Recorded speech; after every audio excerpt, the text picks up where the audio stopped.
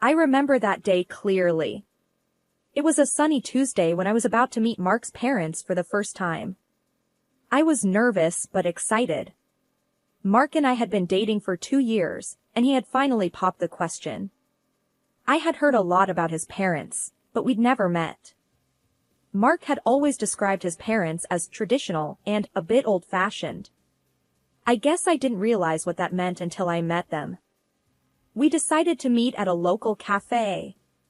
I arrived first, wearing my favorite blue dress, hoping to make a good impression. Mark arrived with his parents. His mom, Mrs. Thompson, wore a stern look and his dad, Mr. Thompson, seemed uninterested in everything around him. "Kate, these are my parents, John and Margaret Thompson," Mark introduced us. "Nice to meet you, Mr. and Mrs. Thompson," I said with a smile. "Likewise," Mrs. Thompson replied, scanning me from head to toe. "Mark tells us you're a lawyer. Where do you work?" I was taken aback by her directness but managed to reply, "At Johnson and Partners, downtown." "And your salary? Must be good, being a lawyer and all," Mr. Thompson chimed in, his tone blunt. I hesitated, unsure how to respond. "It's adequate for my needs," I said, trying to keep the conversation light. Mrs. Thompson raised an eyebrow. "And where do you plan to live after the wedding?" I glanced at Mark, hoping he'd step in, but he just shrugged. "We're still discussing that," I said. "And your parents, what do they do?" Mr. Thompson asked, his voice almost demanding. "They run a small business," I replied, growing uncomfortable with the interrogation. Mrs. Thompson snorted. "Small business, huh? Let's hope they can contribute decently to the wedding." I felt a knot in my stomach. Mark noticed my discomfort but said nothing. As we ordered, Mrs. Thompson kept making side comments about the prices, and Mr. Thompson kept nodding in agreement.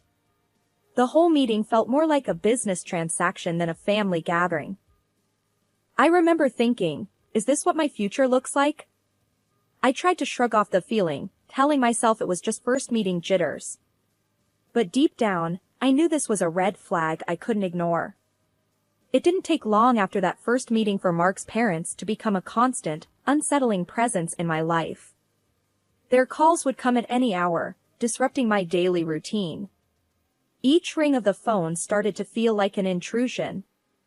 One evening, just as I was about to leave my office, my phone buzzed. It was Mrs. Thompson. "Kate, dear, I need you to look over some legal papers for us." "It's just a small favor," she said, her voice laced with expectation. I sighed, feeling the weight of her request. "Mrs. Thompson, I'm actually just heading out from work." "Can it wait?" "Oh, it's just a quick look." "You can do it, can't you? For family," she pressed. I agreed reluctantly, knowing this was becoming a pattern. The next day, Mr. Thompson called. "Kate, I need help with setting up a new TV. Mark's busy, can you swing by?" Their requests were becoming more frequent and more demanding. I tried talking to Mark about it. "Mark, your parents are calling me all the time.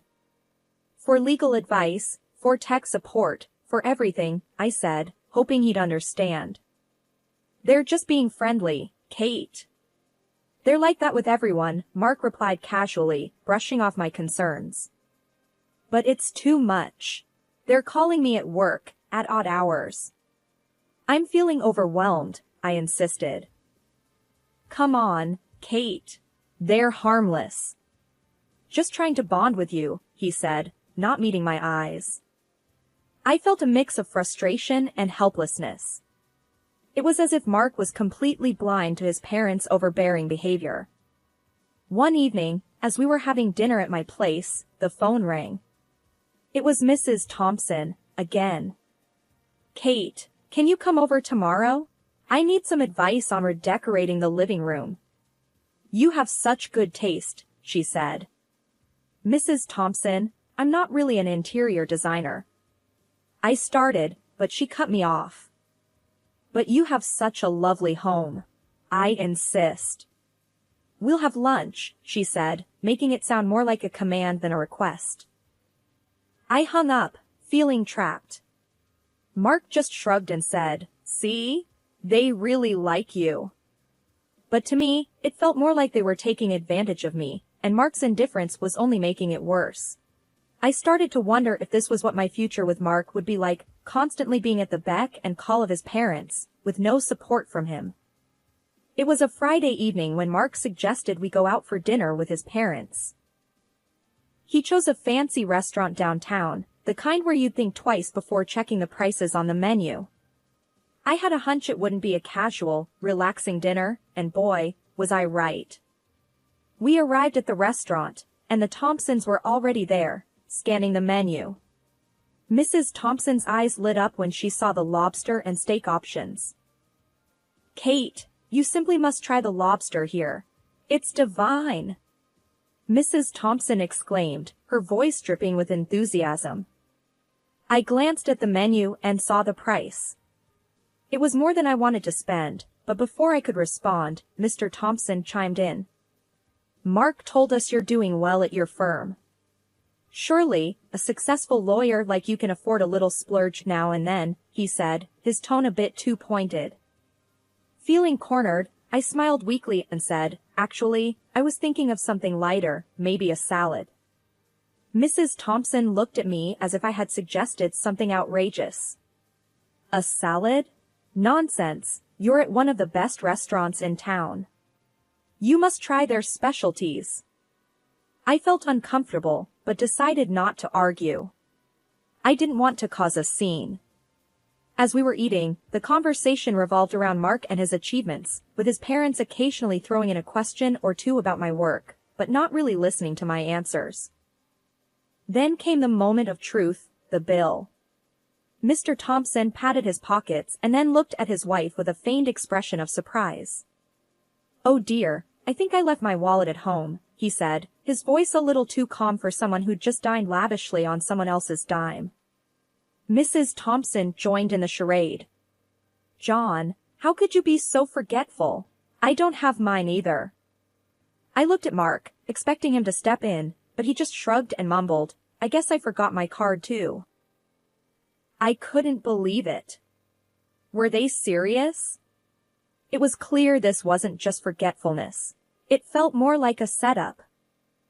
With a sinking feeling, I pulled out my card and handed it to the waiter.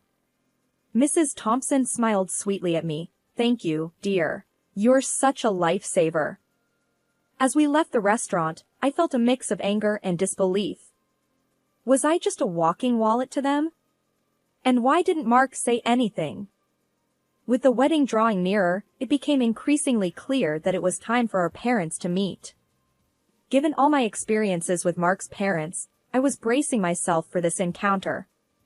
I remember pacing in my living room, phone in hand, rehearsing how I'd break the news to my parents. I finally mustered the courage and called them. "Hey, Mom, Dad, I think it's time you met Mark's parents," I said, trying to keep my voice steady. "Oh, Kate, we've been so excited about this. When can we meet them?" Mom's voice was a mix of enthusiasm and curiosity. I took a deep breath before adding a cautious note. "Just to give you a heads up, they're a bit, well, intense." Dad's voice came through with a chuckle. "Kate, we've seen all sorts in our days. Don't you worry, we'll manage." His confidence was comforting, but I couldn't shake off my apprehensions. We decided the Grandview Hotel, known for its pleasant ambience and beautiful surroundings. It was a familiar place to me, which I hoped would provide a distraction if things got too intense. The next day, I mentioned the plan to Mark over breakfast. "So, we're meeting at the Grandview Hotel this Saturday. I think it'll be nice for our parents to meet in a neutral, relaxed setting." Mark nodded, absorbed in his phone. "Sure, sounds good. I'll let my folks know." I spent the next few days in a whirlwind of preparation. I wanted to ensure that everything was perfect, hoping it would help keep the peace. As the day grew closer, my nerves began to fray. I found myself obsessing over every little detail, from what I would wear to how I would steer the conversation away from any potentially sensitive topics. On the eve of the meeting, I lay awake, scenarios running through my head. What if Mark's parents said something offensive? What if my parents didn't like them? What if the whole lunch turned into a disaster?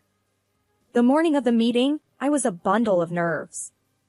I chose a simple but elegant dress, hoping to strike the right balance between casual and formal. Mark, on the other hand, seemed completely unfazed by the significance of the day. "It's just lunch, Kate. Everything will be fine," he said nonchalantly as he got dressed. His calmness did little to soothe my anxiety. If anything, it made me feel more alone in my concerns. I wondered if he truly understood how his parents' behavior had been affecting me, or if he was just choosing to ignore it.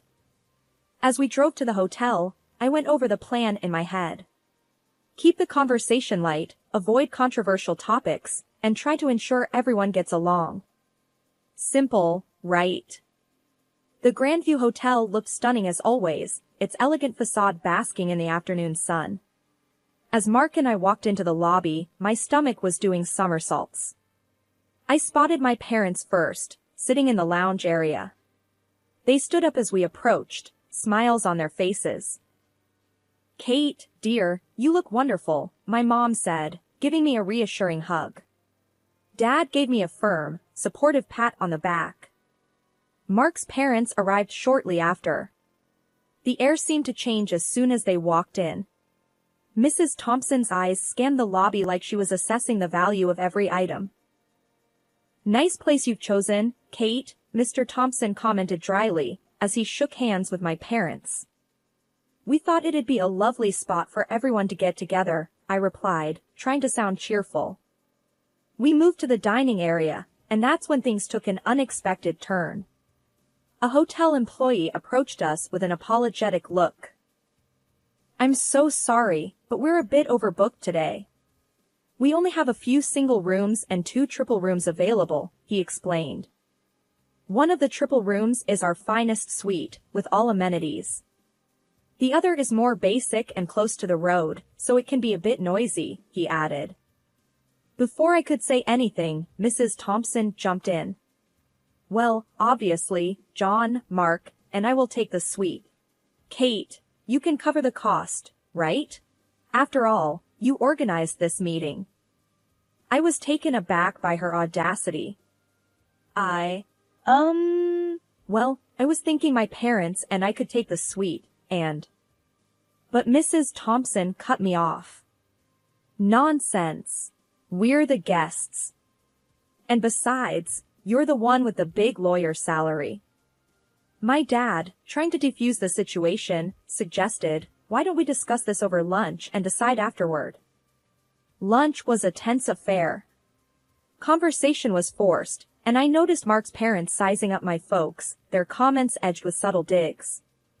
My parents, to their credit, kept their cool, responding with grace and humor.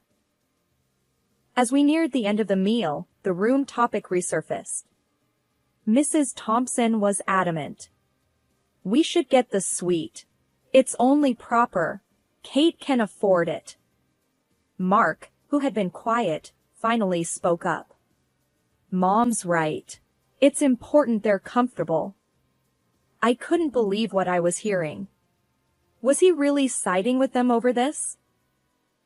My mom, ever the peacemaker, suggested, "Why don't we let the hotel decide? They can assign rooms based on availability." But Mrs. Thompson wouldn't have it. "Kate said you have a small business. I think you're not used to luxury. The simplest room should suit you. It is just designed for people with small incomes." The tension was palpable. I felt a mix of anger and disbelief. This wasn't just about rooms, it was about respect, something Mark's parents seemed to have little of, especially for me and my family. As the tension in the hotel lobby mounted, my father, George, cleared his throat and stepped forward, commanding everyone's attention. "There's something you all should know," he said, his voice calm and assertive. Mark, his parents, and I all looked at him, curious and a bit confused. "This hotel," Dad continued, along with several others across the country, "belongs to our family business. The reaction was immediate and dramatic. Mrs. Thompson's mouth dropped open, and Mr. Thompson's eyes widened in shock. Mark turned to me, his face a mix of surprise and disbelief. "You own this hotel?" Mrs. Thompson finally managed to sputter out. "Yes, and a few more," Dad replied casually. "We've always preferred to keep a low profile."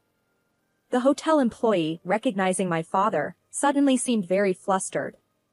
"Mr. Williams, I apologize for the inconvenience earlier. I had no idea." Dad dismissed his concerns with a wave.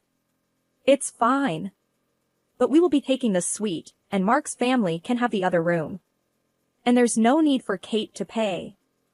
Suddenly, Mrs. Thompson's demeanor shifted dramatically. She became excessively flattering, her tone oozing with a newfound affection. "George, Linda, what a wonderful surprise. We had no idea. You must be so proud of your accomplishments." Mark, who had been silent until now, turned to me, an eager look in his eyes. "Kate, this is incredible. We should move up our wedding date, don't you think?" I looked around at their changed faces, the forced smiles, the sycophantic attitudes. It was all too much, too fake.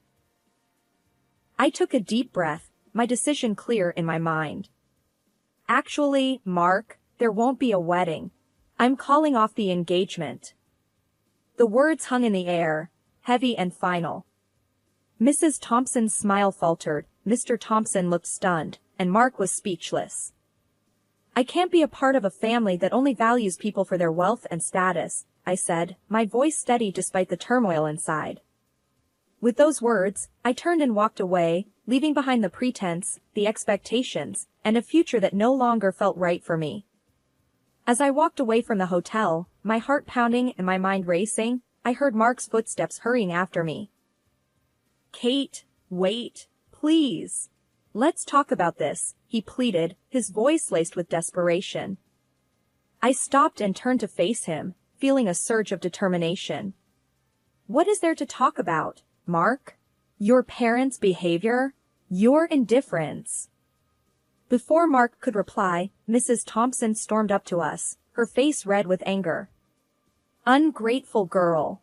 After all we've done for you," she spat out, her words laced with venom. I stared at her in disbelief. "Done for me? You've done nothing but disrespect me and my family." Mrs. Thompson's tirade continued, her words becoming more hurtful. "Stupid girl. You and your parents think you're better than us, don't you?"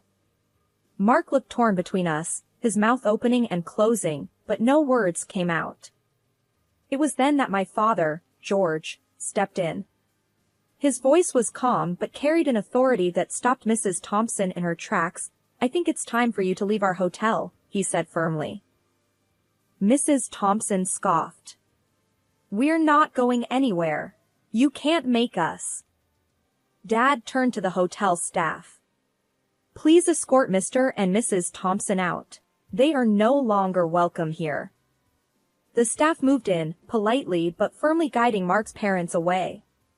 Mrs. Thompson was still hurling insults over her shoulder as they left. Mark looked at me, a mix of confusion and regret in his eyes. "Kate, I'm sorry, I didn't expect." But I cut him off. "It's too late for sorry, Mark. Your silence said everything I needed to know." With those final words, I walked away from him, the sound of his mother's angry voice fading into the background. I felt a mix of sadness and relief wash over me. It hurt to end things with Mark, but I knew it was the right decision. As I drove home, the weight of the day's events began to sink in. It was the end of one chapter, but the beginning of another. A chapter where I stood up for myself and refused to settle for anything less than what I deserved. The days following the breakup were a whirlwind of emotions. I oscillated between relief, sadness, and a newfound sense of freedom. The decision to end my engagement with Mark, though painful, felt like the first step towards a future where I respected my own worth. One evening, as I sat on my porch, my mom called. "Kate, how are you holding up, sweetheart?" Her voice was full of concern. I took a deep breath, watching the sunset paint the sky in shades of orange and pink. I'm doing okay, Mom. It's been hard, but I feel like it was the right decision. You're stronger than you realize, Kate. And we're so proud of you, she said warmly. I smiled, feeling a wave of gratitude for my supportive family. Thanks, Mom. I don't know what I'd do without you and Dad. There was a brief pause before she spoke again. You know, sometimes the end of one thing is just the start of something new. Something better. Her words struck a chord in me. You're right, Mom. This is a chance for a new beginning. In the days that followed, I threw myself into my work and spent time with friends who had been my pillars of strength. Their support was a constant reminder that I wasn't alone. One weekend, while having lunch with my best friend, Sarah, she said, "You know, Kate, I think you did something many wouldn't have the courage to do. You stood up for yourself." I nodded, stirring my coffee. It was tough, but I realized I have to be true to myself. I can't be in a relationship where I'm not valued. Sarah smiled, raising her glass. To new beginnings and self-respect. May this be the start of something wonderful for you. I clinked my glass against hers, feeling a sense of optimism about the future. In the weeks that followed, I found a new sense of independence. I explored hobbies I'd put on the back burner and even started planning a solo trip, something I'd always wanted to do but never had the courage to try. Life after Mark was different, but it was empowering. I realized that being on my own wasn't something to fear, but an opportunity to discover myself and what I truly wanted in life. As I packed my bags for the trip, I felt a thrill of excitement. This was my journey, my path to discovering who I was outside of a relationship. I was moving forward, not with bitterness, but with hope and an open heart, ready to embrace whatever lay ahead.